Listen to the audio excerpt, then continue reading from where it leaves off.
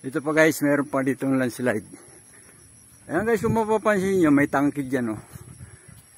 Ayan oh, concrete tank. Konti na lang yan, guguho na yan. Ayan siya. Ayan oh, delikado yan. Dito yung gugulong sa baba at sa kalsada. Tangkid ng tubig.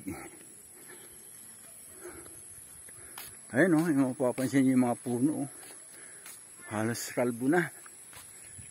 Ayan. Grabe. Pati din sa baba. Ayan o.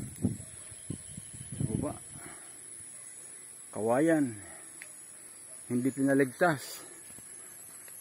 Mga puno ng ito, abakato eh. Ayan o. Wala na. Dahon. Umusbong na yung mga dahon. Bali-bali. Ayan o. Kung mapansin nyo.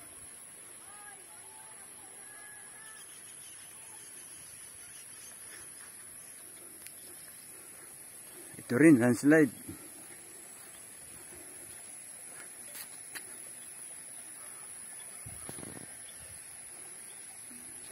Yan, landslide. Ito. Yan. Kaya mo yung punong kawayan na yan. Napunta na sa gitna ng kalsada.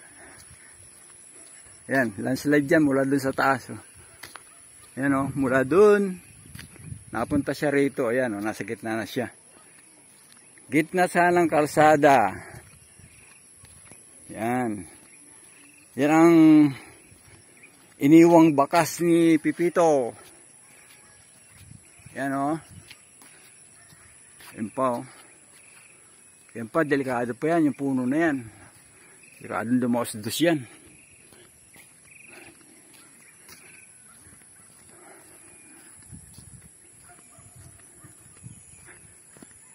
Grabe talaga. Makikita mo, ang lungkot na ng mga kagubatan dito. Halos wala ng dahon. Oh.